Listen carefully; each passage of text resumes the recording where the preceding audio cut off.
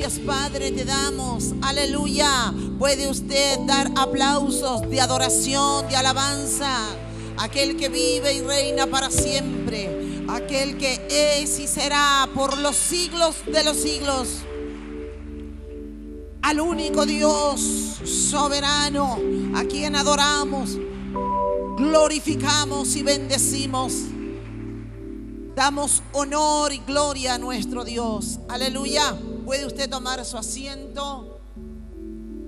Gracias damos al Señor en este día tan especial. ¿Cuántos dicen amén?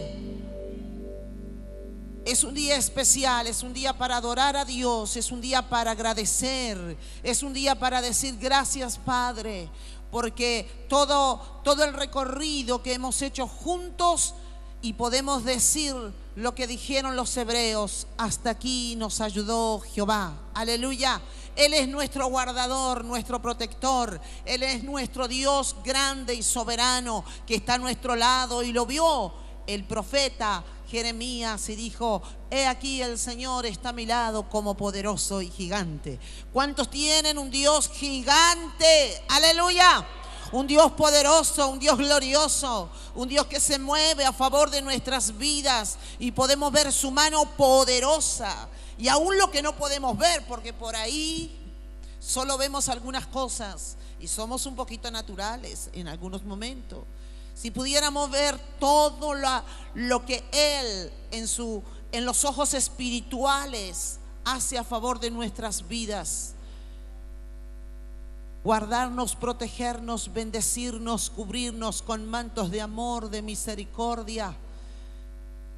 Cuando podemos ver esto, no podemos decir: ¿dónde está Dios? No, lo vemos. Él está, Él es nuestra fortaleza, Él es nuestro escudo. Estamos donde estamos porque Él nos sostiene y dice su palabra con su mano derecha. Porque no se ha cortado el brazo de Jehová, no se ha cortado, aleluya. Hay muchas veces que la gente se siente devastada en medio de situaciones y de problemas. Y el enemigo le hace ver que Dios está muy lejos y no atiende sus situaciones. Pero no es así. Él está a nuestro lado. Y aún silenciosamente, probando nuestros corazones, probando nuestras almas. Porque debemos ser probados, procesados y tratados. Amén. Cuando hablamos de eternidad, y cuando hablamos de un diseño de eternidad, no podemos no más y decir: se trata de llamado, se trata de propósito, se trata de Dios, se trata de que hay una relación con Dios y hemos sido llamados por Dios. Cuando entendemos que el llamado que tenemos no es por hombre alguno, sino que Dios nos llamó. Hubiera Dios llamado a otros, quizás con mejores dones, pero nos llamó a nosotros. Y cuando vemos el amor tan grande de Dios que nos llamó a cada uno, tenemos un llamado único y especial. La gente dice: no, lo que pasa que mi llamado no es tan grande. Y claro, porque conoce el llamado de otros que realmente pasaron un montón de cosas. Pero no es que pasemos un montón de cosas para recién valorar cuál es nuestro llamado y cuál es el precio de nuestro llamado. Porque el Señor pagó un precio muy grande por nosotros y nos llamó. Y ese llamado es genuino, ese llamado es de Dios, ese llamado tiene diseño, ese llamado se llama propósito. Gloria a Dios. Que algunos fueron llamados a través de algo sobrenatural. Quizás usted y yo no fue tan sobrenatural, sino en medio de situaciones donde la situación y la necesidad nos apremió para venir en busca de Dios y encontrarle. Y sí, todo ser humano, o la mayoría, vamos a Dios porque hay una necesidad. Sea una necesidad espiritual, sea una necesidad física, emocional. Por algo llegamos a Dios. Y Dios usó eso para traernos. Porque quizás, si todo hubiera sido peperepepe y todo bien, Si nos hubieran dado $1.000.000 en el momento en que todo apremiaba, no sé, ¿sí? Si hubiéramos accedido voluntariamente al llamado. Pero hay cosas, como dijo Jesús mismo, que son necesarias. Así que de la forma en que Dios te llamó, era necesario. De esa forma era necesario. Y tú lo vistes, porque luego de todo proceso viene la recompensa de Dios para nuestras vidas y podemos analizarnos, porque es verdad que Dios nos conoce tal como somos, pero nosotros también conocemos lo que hay aquí. Estos días hablaba yo del llamado de Moisés, y es un llamado sobrenatural, profético totalmente. Y si usted me acompaña a las Escrituras, dice de esta manera: Éxodo 3, versículo 1 en adelante. Apacentando Moisés las ovejas de Jetro, su suegro, sacerdote de Madián, llevó las ovejas a través del desierto y llegó hasta Horeb, monte de Dios. Y a Dios, si tu dirección es ir al monte de Dios para encontrarte con Él, no dudes que te vas a encontrar con Dios. Y se le apareció el ángel de Jehová en una llama de fuego en medio de una zarza. Y él miró y vio que la zarza ardía en fuego y la zarza no se consumía. Nada le pasaba a la zarza. Entonces Moisés dijo: iré yo ahora y veré esta gran visión, porque a causa de la zarza que no se quema. De alguna manera dijo: ¿qué está pasando aquí? Gloria a Dios. El versículo 4.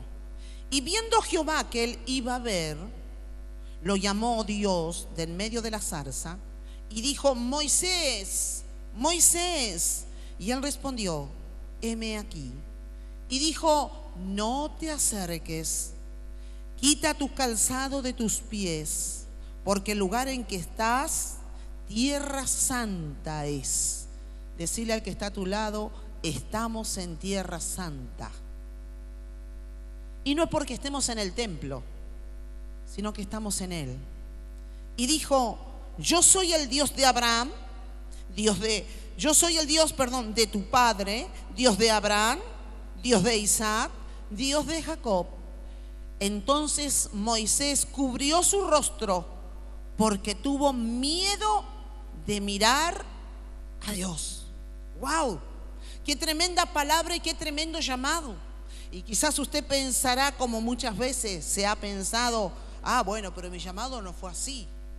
No, porque hay llamados y llamados, pero eso no deja de ser que sea gloriosa la obra de Dios en tu vida. El llamado fue puntual para este varón. Nació en un tiempo difícil, nació en medio de la esclavitud, nació en Egipto, nació de un vientre hebreo, pero lo tuvieron que dar en adopción. Lo dieron, lo tiraron al río, y allí la hija del faraón lo vio, lo tomó como su propio hijo, lo amó, lo cuidó, le enseñó la cultura egipcia, le enseñó modales, educación, formación, disciplina, todo bajo el rigor de los egipcios. Él no conoció otra cosa que al Dios de los egipcios. No conocía al Dios de su madre, no sabía que su madre era una hebrea. Pero un día, viendo todo ese peso de enyugamiento y viendo injusticia, como un egipcio maltrataba a un hebreo, algo saltó de él en defensa del hebreo. Y fue tan fuerte su intervención que él da muerte al egipcio, y por causa de esto tiene que huir. Y él huye no sabiendo nada, él huye no sabiendo el porqué de tantas cosas, él huye sin saber quién es él, quién es su Dios, y se encuentra en una tierra, en la tierra de Madián, y en esa tierra comienza el día a día en el desierto, en el trato del calor y del frío de la noche, en el trato de de dejar todo lo de atrás, todo lo vivido, ya que él estaba acostumbrado a ser servido. Así, ya nomás venían las doncellas y le servían el plato, el platillo, el banquete que él deseaba. Él tuvo que aprender a ganarse la vida y sufrir el rigor del desierto, sin saber aún su propósito, sin saber que todo era un proyecto de Dios para que él le encontrase en el desierto. El desierto significa trato, significa proceso, significa el camino para llegar a Dios, el cual no entendemos, porque en algún momento de la vida todos nosotros, aunque teníamos padres naturales, y quizás la mayoría de nosotros generalmente se conoce el padre, a no ser aquellos que son dados en adopción y que no saben quién es su padre, necesita todo ser humano encontrarse con sí mismo, encontrarse con sus raíces, encontrarse quiénes son, quién es, para qué está en esta vida, para qué nació, quién es su Dios. Y al enterarse de que no era egipcio, ¿quiénes son mis padres? Y aquella pregunta que seguramente le desvelaba, lo atormentaba, comenzó Dios a tratar con su vida, porque Dios necesitaba revelarse a su corazón. Pero no era en palacio, era en el desierto. No cuestiones a Dios dónde Él te va a tratar para que le conozcas. No siempre es el mejor lugar y las óptimas condiciones. Algunas veces hay gente que ha encontrado a Dios en una sala de terapia, en una cárcel, yendo por el camino solo, sin tener comida, sin estar cerca de sus seres queridos, o mujeres solas, abandonadas por esposo, por hijos, y que han llegado a Dios.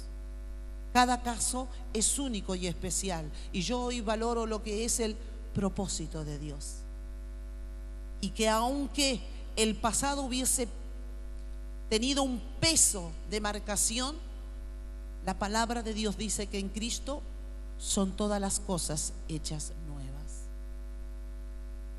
Dios se revela a la vida de Moisés. Él se encuentra como todos los días trabajando con las ovejas, arriando.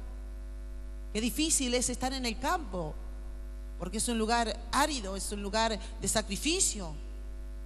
Más para una persona que toda la vida vivió tan bien. Sus manos nunca se pasparon, por decir así.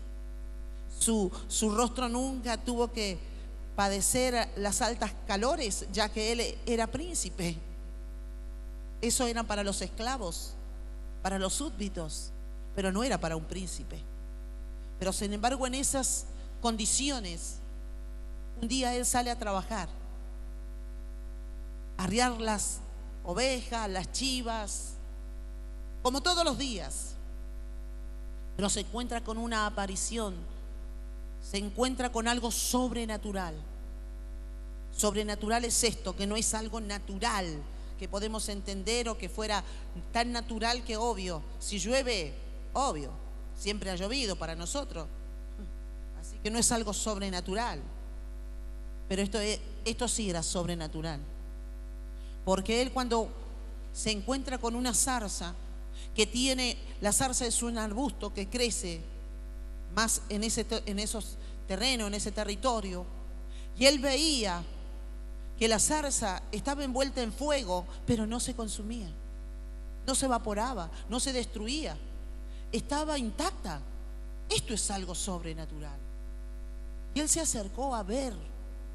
Es bueno muchas veces acercarse a ver, sí, más cuando tenés propósito, más cuando tenés un llamado, a ver qué está haciendo Dios. Y se encuentra en aquel lugar. Él nunca pensó encontrarse con su Dios, solamente iba a ver qué pasaba con esa zarza, tener una explicación razonable a su naturaleza. Cuando escucha la voz audible de Dios, le llama por su nombre: Moisés. ¿Sabe que Dios te conoce por cada uno de nosotros por nuestro nombre? Dios te conoce por tu nombre. Y lo llamó Moisés, Moisés. Y él se adelantaba a acercarse a la zarza. Y Dios le dijo: no, quita el calzado de tus pies, porque la tierra en que pisas, santa es. Y él tuvo que quitarse el calzado y así entrar a ver aquello que para él y para cualquiera de nosotros hubiera sido algo terrible, hermoso, glorioso, poderoso.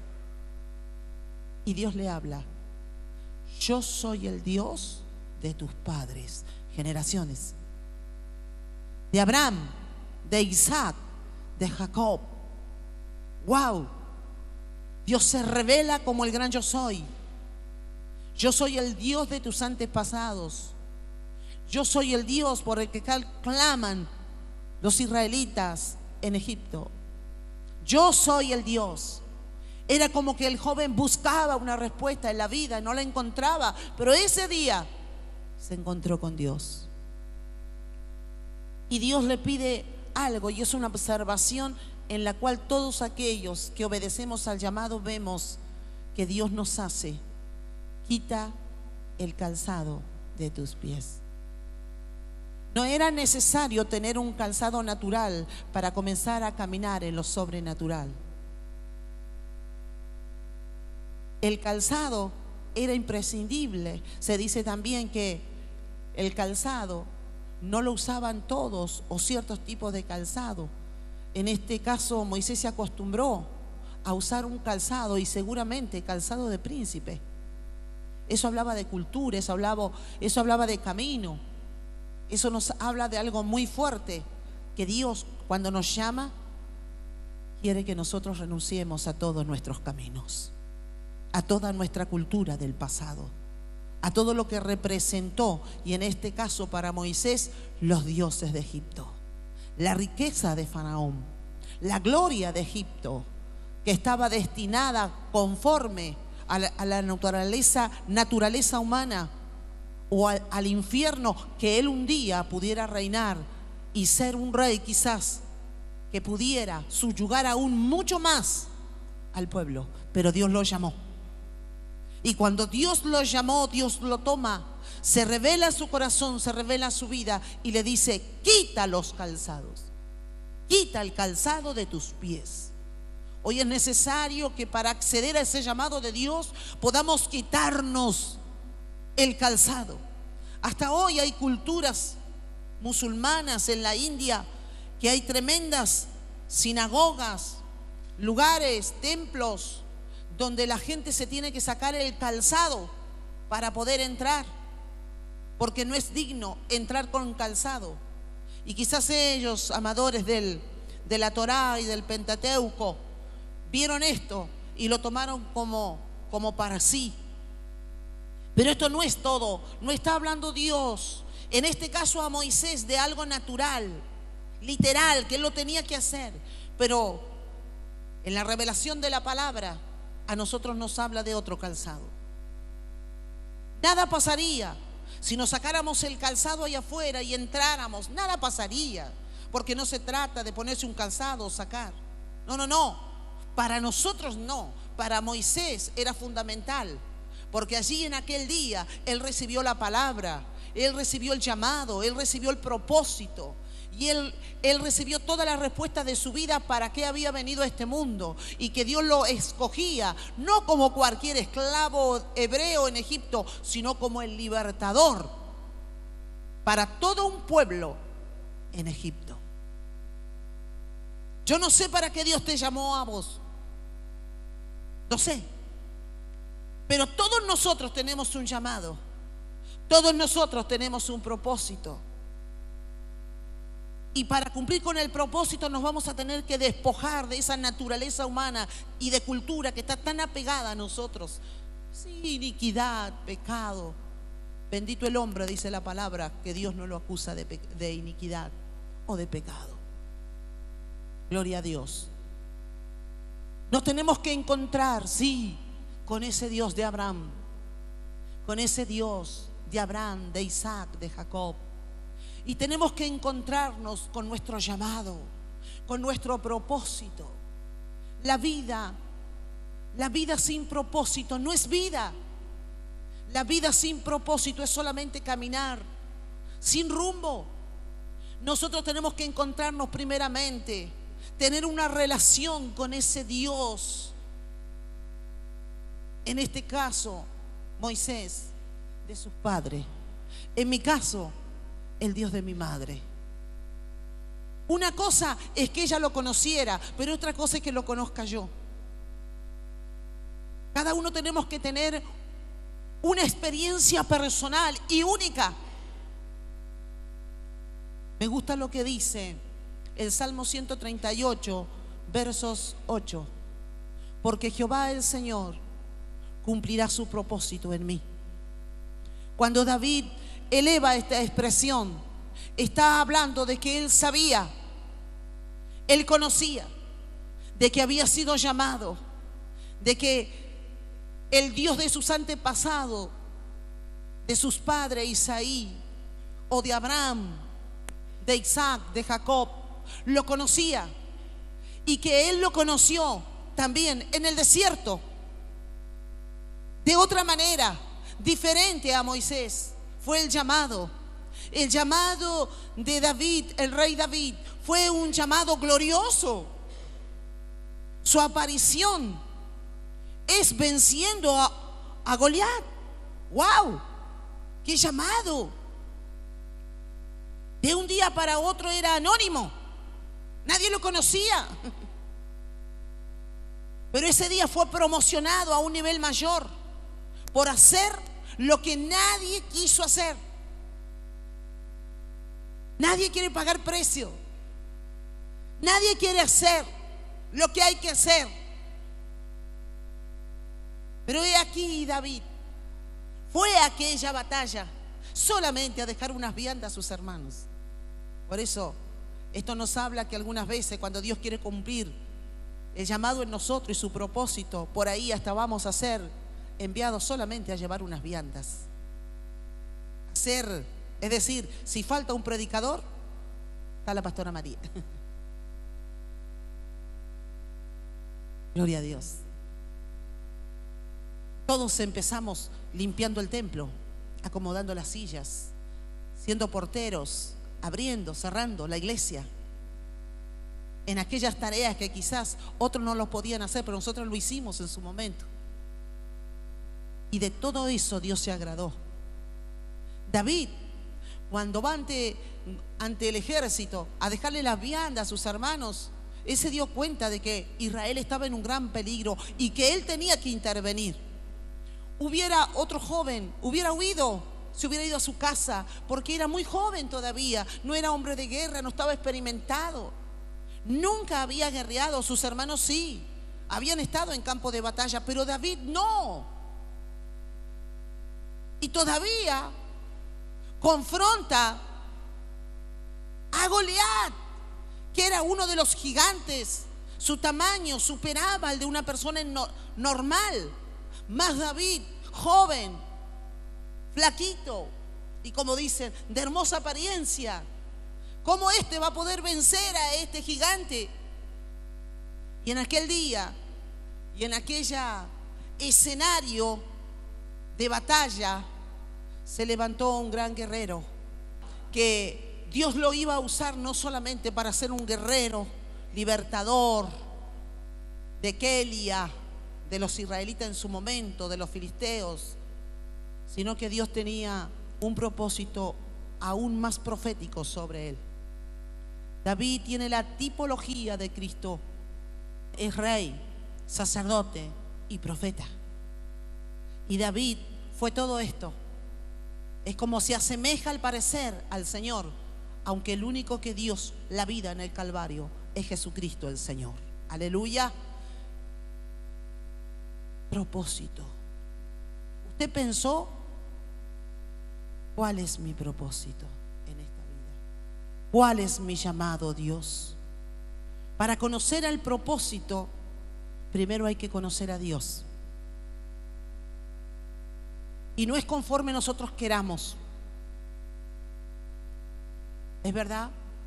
Usamos muchas formas y estrategias para acercarnos a Dios: oración, ayuno, lectura de la palabra. Pero Dios se reveló a Moisés en un desierto. Dios se reveló a la vida de David en el campo de su padre. ¿Qué quiere decir? Que Dios está en todo lugar. Él se puede aparecer en tu vida donde menos tú lo pienses, y allí se puede revelar el gran propósito de Dios que marcará generaciones. Hoy es un día especial para mí. Yo estoy cumpliendo 58 años de edad, para la gloria del Señor. Es un día lindo, feliz, hermoso, pero también es un día para marcar el propósito. Es un día de eternidad, porque propósito habla de eternidad, de generaciones que son pactadas delante del altar de Dios.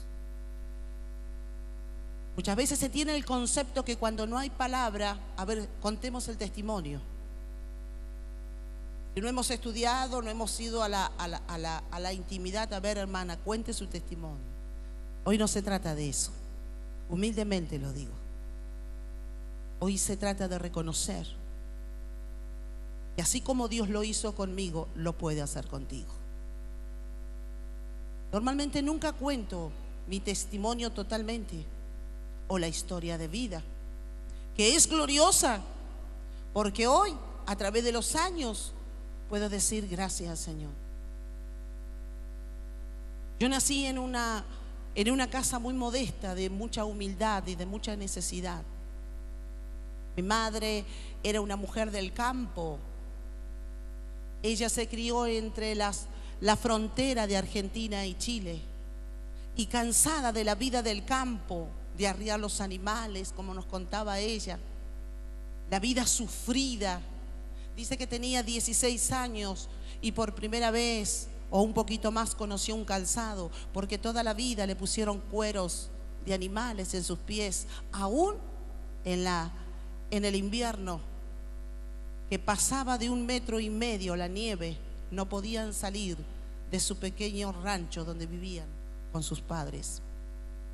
Cansada de ese lugar, ella se va en busca de trabajo, y creo que llega a un lugar que se llama Bajada del Agrio, en el interior de Neuquén. Allí conoce a un hombre, mi padre. Así como mi madre es hermosa, mi padre es hermoso. Eran, porque ya fallecieron. Y allí mi madre comenzó, porque sus hermanas comenzaron a trabajar en un comedor donde era de la petrolera, y en ese comedor venían los hombres que trabajaban para la petrolera en aquel tiempo y comían. Y en eso mi madre, que está sirviendo, se conoce con el señor Antonio Salazar. Mi madre, la señora Teófila Barros. Y allí nace una relación. Mi padre venía de un fracaso matrimonial y había quedado con 3 hijas. Yo tengo 3 hermanas mayores que no conozco, solamente una. Hace muchísimos años que no la veo. Y ella se aferra totalmente a mi padre y toman la decisión de juntarse y se vienen a vivir al Alto Valle, a la ciudad de Cinco Saltos. Luego se casan, forman una familia y comenzaron a nacer los hijos. Creo que más de 10 hijos. Yo soy la número 7. La número 7, así como David lo es de los varones de su casa, el número 7 es el número perfecto de Dios. Yo, con mi padre y mi madre biológicos, soy la menor de todos mis hermanos. Murieron hermanos, murieron al nacer, y un montón de situaciones de peso de iniquidad. Mi padre, cuando yo tengo más o menos 4 a 5 años, se enferma. Un ataque de presión lo deja en silla de ruedas. Y se lo llevan a Buenos Aires a atenderlo, donde allí podrían darle una mejor atención médica. Él vuelve, luego que vuelve él muere. Yo tengo 5 años de edad. De ahí en más, mi madre, que siempre en la vida fue una mujer trabajadora, pero ella no sabía depender desenvolverse a sí misma. No sabía. No sabía ir a comprar, no sabía ir a pagar un servicio, ya que todo eso lo hacía mi padre. Y ella tuvo que aprender de la noche a la mañana, quedarse con 7 hijos y comenzar de la nada a tratar de vivir. Dijo que estuvo una semana sin comer porque dijo: yo también me quiero morir. Pero dice que a la semana tuvo hambre, se levantó, tomó mate, comió pan y la vida comenzó a seguir. Mis hermanos, los mayores, el mayor tenía más o menos 14 a 15 años y todos de ahí 7 hijos, cada uno conforme su edad, hasta llegar a mi edad, que en ese momento que muere mi padre, yo tengo 5 años. Más o menos cuando yo tengo 8 o 9 años de edad, ya mi padre murió, mi madre sola, viuda, joven. Creo que mi padre, cuando él fallece, mi madre tiene que haber tenido entre 50 y 55 años, si no menos, Y ella cae enferma. Locura mental, esquizofrenia, depresión. La depresión la lleva a devastarse psicológicamente y ella se comienza a enfermar. Un día, esa mujer que tuvo que salir a lucharla por 7 hijos, un día ella dijo: hoy no voy a salir a trabajar. Y ese día fue otro, a tal punto de que ella ya no quería levantarse, no quería ver la luz del día, no quería bañarse, no quería comer, no quería.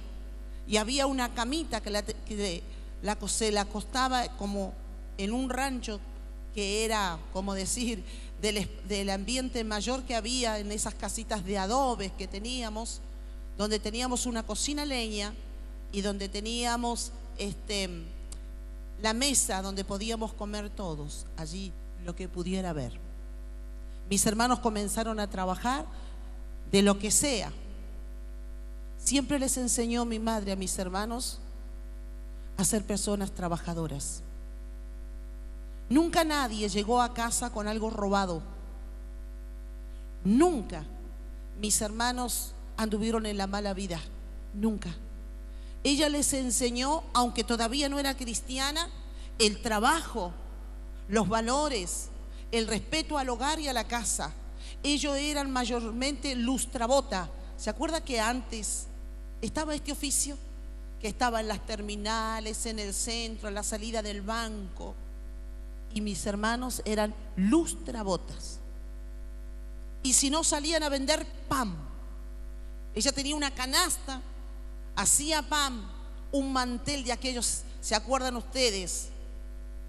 Que había una bolsa de harina, o las bolsas de harina del pasado salían en telas. Y esas telas se lavaban, esas telas se bordaban y servían luego de mantel. Se le daba mucho uso. Y ella sí preparaba a mis hermanos y salían a vender. Cuando ella cae enferma, de un día para otro quedamos en la nada. No sabíamos qué hacer. No teníamos tío, no teníamos tía cerca, no teníamos pariente, no teníamos. Todos estaban en Cutralcó o en el interior de Neuquén. No había nadie para pedir ayuda. No había nadie. Estábamos solos. Y allí el amor de Dios se revela. 1 año le duró la locura a mi madre. Entró de un día para otro a perder su razonamiento. Y ella despierta su razonamiento al año. Había transcurrido muchas cosas en ese tiempo. Ella entendía el paso del tiempo, pero no entendía razones. Entendía que los días pasaban y los meses, pero ella no tenía voluntad. En aquel tiempo no habían médicos como hoy que puedan atender psicológicamente a un paciente. En ese entonces no se conocía mucho. De hecho, que nosotros no queríamos ni decir nada porque teníamos miedo, mis hermanos, de que ella fuera internada en un manicomio y quedáramos aún más solos todavía. Cuando un día, cerca de nuestra casa, allí en 5 Saltos, en la calle Aconcagua, para arriba, se abrió una iglesia, un portal de bendición de dimensiones espirituales. Y se hacían, como se acostumbraba en aquel tiempo, vigilias. Y se hizo una vigilia y vinieron más o menos a casa entre 3 a 4 varones vestidos de traje, lo que yo recuerdo tipo 9 años, una cosa así yo tendría. Cuando esos hombres llegaron a casa, empezaron a orar por mi madre. Yo me acuerdo, ella se arrodilló y ellos comenzaron a ministrarla, a ungirla, a reprender toda potestad.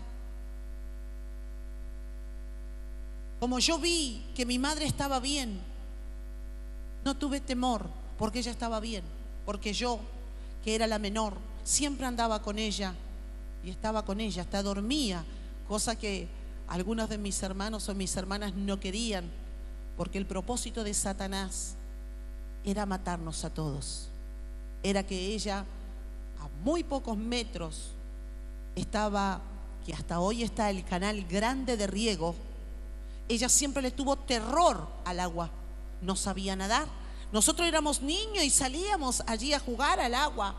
Era hondo, cada vez peligrábamos nuestra vida, pero Dios nos guardó. Cuando hay propósito, Dios te guarda. Y el infierno hablaba a su mente, diciéndole que se matara, y seguramente que nos matara a todos nosotros. Ella veía todos los días a un hombre que aparecía con vestido de negro, con un gran sombrero, y que le decía: tú te tienes que tirar a ese canal. Ella se aterrorizaba al escuchar esas voces y se escondía, a tal punto que ella abría ventanas y decía: las tinieblas llegaron. Y la encontrábamos más de una vez limpiando, como quien se acostumbra en el antiguo tiempo, o cuando no hay los medios de ahora, abrir las ventanas para sacar las moscas y con un trapo sacarlas. Bueno, ella hacía así, como si alguien rondara, volara, ella limpiaba. Estaba bajo un poder de locura. Cuando esos hermanos, seguramente eran pastores que habían venido de Buenos Aires a esa vigilia, y oran por ella, algo pasó. Pero no es que ella se sanó inmediatamente, no. Al otro día ella volvió a estar de la misma manera. Pero había algo diferente. ¿Y qué? Ella quería ir a la iglesia, al templo, a ese pequeño lugar que era un rancho donde todos íbamos. ¿Y quién la llevó? Porque nadie la quería acompañar. Yo, que era una niña. Ya había pasado, yo estaba por cumplir entre 10 a 11 años, porque yo me acuerdo de ese día. Yo la llevaba a mi madre cuando sale un vecino, el mismo diablo hablando por él. Era el carnicero del barrio, era el que estaba en la esquina, él chismoseaba todo, él sabía la vida de todo, era Jezabel en pinta. Y ese hombre, cuando nos vio, me dice: ¿a dónde la llevas? Yo le digo: donde los evangélicos. Y él me dijo: no la lleves, porque esos locos la van a volver más loca a tu madre. Pero yo sentí a mi madre que me hizo un golpe, así como diciendo: vamos nomás. Yo quedé mirando al vecino así, y mi madre me direccionó, miró en la postura de su cuerpo hacia la calle que nos dirigía al templo pentecostal. Y allí comenzamos durante un mes a llevarla. Nada pasó, hasta que un día de madrugada, dice ella, siempre contaba su testimonio, dice que ella se despertó muy de madrugada, ya oscuro, y dice que algo la levantó de su cama.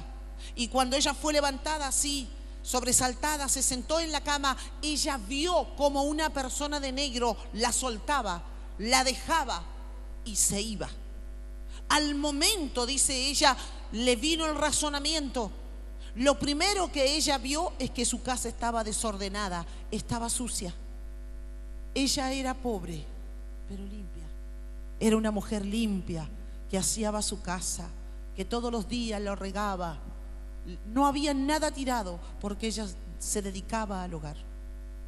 Y ella se levantó de madrugada a comenzar a arreglar y a limpiar, y sacaba cosas. Cuando uno de mis hermanos se levanta para ir al trabajo y la ve, y lo primero que pensó, dijo, pobre mi madre, se levantó más loca que nunca. Y él lo habló en voz alta. Y mi hermano la escuchó y le di, mi madre, perdón, la escucha, lo escucho, y le dice, no estoy loca, el Señor Jesucristo me sanó. Desde ese día, mi madre tendría entre 50 a 55 años. Desde ese día hasta los 78 años de edad que ella vivió, fue una intercesora. No sé si usted se puede alegrar en esta noche junto conmigo. Fue una intercesora, fue una mujer de Dios. Dejó todo su peso, su carga, y ella comenzó a hacer de su casa un altar. ¿Qué pasaba en mi casa? En mi casa se oraba, se puso orden.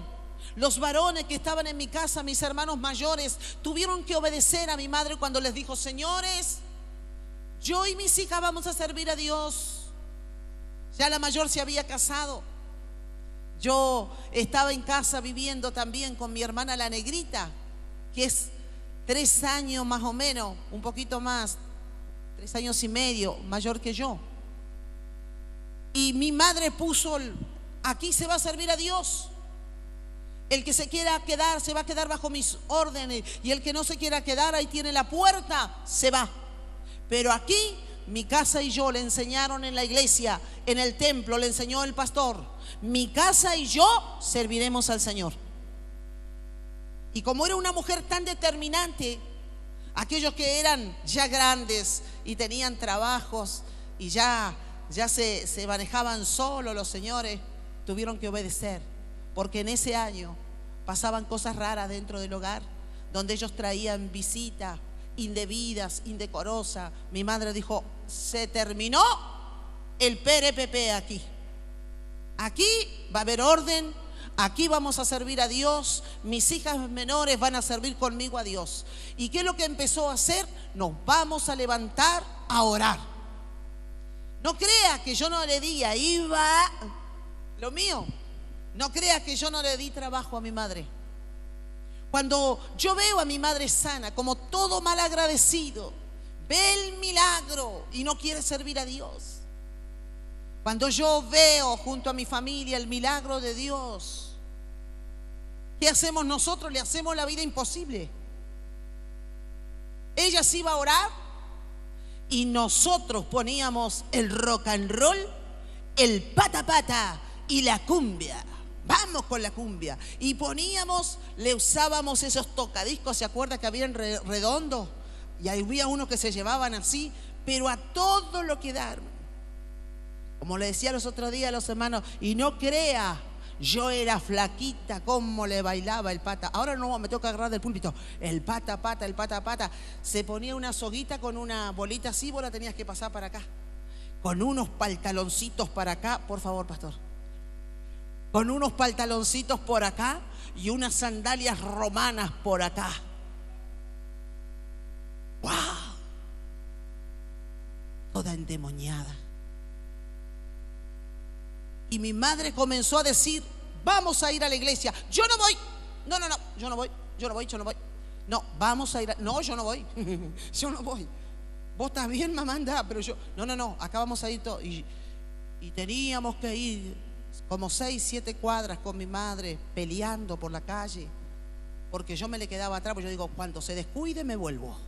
Que el pata pata y el rock and roll. Y también la señorita fumaba. Era una mocosa.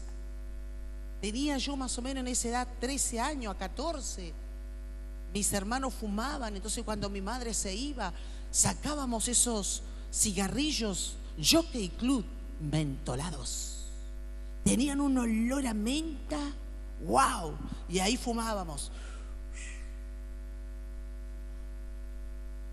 Y Lo bueno era mirar para nosotros la novela del sábado. Rolando Rivas, taxista. Con el Rolo, ¿cómo se llamaba? García Satur y la Soledad Silveira. Y mi madre allá y nosotros con mi hermana. Cuando mis hermanos venían a buscar los cigarrillos, nosotros ya los habíamos fumado todos. Se armaba.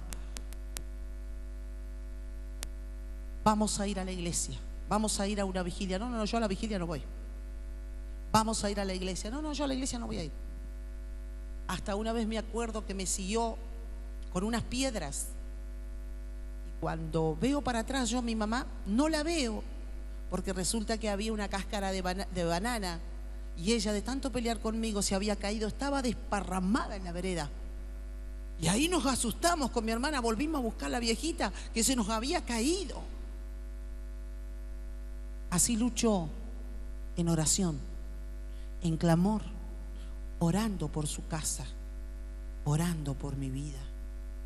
Un día, 14 años de edad, éramos pobres, pero la ilusión de todo pobre era cuando lleguen mis 15. Quiero una fiestita, mamá. Nunca celebrábamos cumpleaños porque no había. Cuando estoy por cumplir 14 años, un día me invita a la iglesia, al templo, a ese pequeño lugar de chapitas de cartón. Ya no era el mismo que del barrio, teníamos que ir a otro barrio, como 7 a 10 cuadras. Y en aquel día llegaron los misioneros. Los misioneros que venían desde Chipoleti en bicicleta, predicando por ferry, por todos esos lugares, La Armonía, y entraban a Cinco Saltos, y entraron a la iglesia. Los misioneros que venían, no era muy lejos, pero ellos, la cuestión era que lo hacían a través de su sacrificio. Y vos sabés que aunque pareciera que todo eso es del pasado y no sirve con la revelación que tenemos hoy, pero se hacía de corazón. Y siempre llegaban con un alma, siempre llegaban con los borrachitos y con almas que venían detrás de ellos a la siga de los misioneros. Y allí el pastor Emilio Belén, que fue el pastor de Chipoleti, de la Pentecostal, comenzó a predicar la palabra.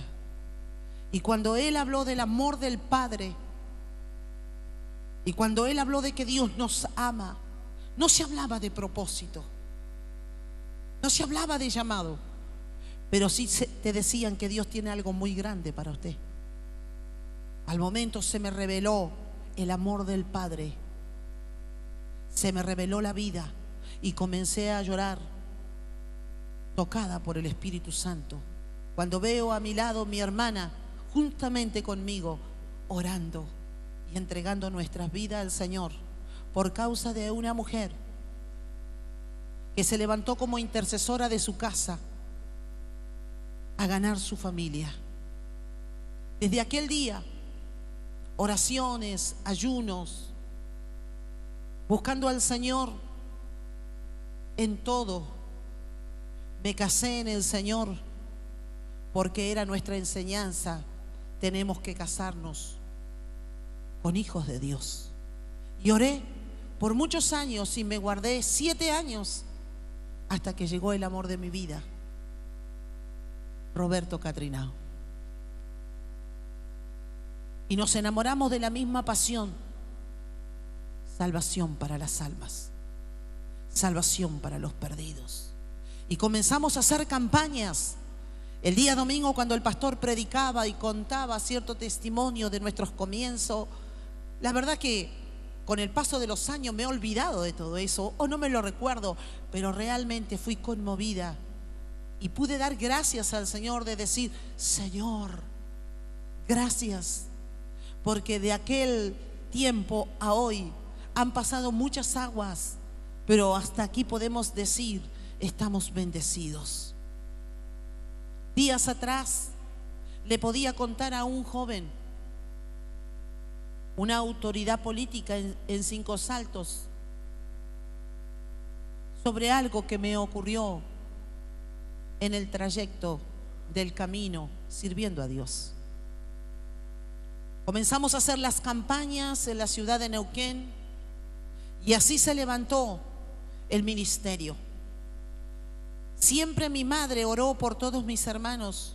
Luego nos dejó ese legado para que oráramos y cubriéramos y declaráramos que todos en nuestra casa iban a ser salvos. Pero un día, el día sábado, comenzamos una campaña aquí en un playón. Y el día domingo en la madrugada me vienen a avisar algo muy doloroso. Me habían matado un hermano. Qué dolor tan grande, Señor. Qué angustia. Porque hemos orado tanto, Señor. Qué dolor.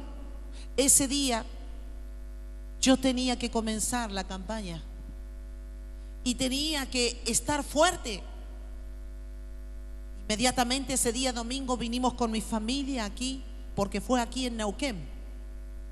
Y luego yo volví para prepararnos con mi familia, mi esposo, mis hijitos, que estaban todos. Es decir, yo ya tenía los 5 hijos que tengo hoy, gracias al Señor. Y nos vinimos a la campaña. Y yo era la mujer que tenía que empezar diciendo: en este día comenzamos esta campaña y en este día la gloria de Dios va a caer, en este día las almas vendrán al Señor, y levantar una oración y declarar el reino de los cielos, la gloria del Padre, la salvación de las almas, la sanidad por los enfermos. Hice todo tratando de no demostrar que mi corazón estaba en luto, al pie de la letra. Me bajé, mi esposo se subió para predicar y predicó en esa cruzada. Y cuando vienen las almas que se entregan y yo estoy al lado de la plataforma, yo escucho la voz de Satanás. Mientras yo veía venir la gente, escuché a Satanás que se reía de mí y me dijo: que se iba a salvar. La oración de tu madre, tu oración no sirvió, porque hoy él se murió, está muerto. Y sentía Yo me acuerdo que había una brisa del vientito de Neuquén y me limpié las lágrimas y le dije: Satanás inmundo, yo no estoy derrotada ni vencida. Hoy tengo dolor, hoy estoy en luto, pero yo mañana me voy a levantar y voy a ser tu peor enemiga. ¿Sabes qué? Yo me voy a vengar. Sí, me voy a vengar, Satanás. Alguien pensaría: ¿y de qué manera se va a vengar? Porque yo era la que ministraba a mi familia, le decía: no suelten odio sobre esas personas, suelten perdón, suelten amor. Están en tinieblas, no saben lo que hacen. Mi familia no me quería escuchar. Y yo le dije a Satanás: la peor venganza que yo voy a hacer hoy es que me voy a levantar en esta ciudad, hoy digo en esta tierra, y voy a traer a muchos al conocimiento de Dios. Y voy a hacer como lo que hoy hago, una intercesora. ¿Para qué? Para estar intercediendo en el pie del altar, en el altar mismo, clamando por las almas perdidas. Hoy lloro, Satanás inmundo, pero mañana yo me voy a levantar como esa guerrera, como esa mujer valiente, como esa mujer poderosa, y te voy a dar el peor de los jaque mate, Satanás. Porque las almas, a través de quien este vaso, van a venir al Señor, van a venir al Señor, van a venir al Señor, van a venir al Señor. Hoy yo lloro, pero mañana el Dios que yo sirvo, el Dios de mi recompensa, el Dios todopoderoso, porque esto habla de generaciones. Cuando mi madre estaba pactando ese día, que yo la veo arrodillada y ella estaba entregando su vida a Dios, no era solo su vida, no era solo su corazón, El Señor estaba diciendo en ese día: oh Tofa, dame tu corazón, pacta conmigo, yo te voy a sanar, yo me voy a hacer cargo de tus 7 hijos, yo, el Dios Todopoderoso. Pero esa niñita que anda jugando por ahí, que no tiene conciencia del peso de todo lo que se está viviendo, esa niñita va a ser mi profeta. Esa niñita va a salir de la pobreza, va a salir de la escasez. Esa niñita va a tomar aviones para ser vaso de honra. Va a ser una mujer, aleluya, bendecida para bendecir a muchos.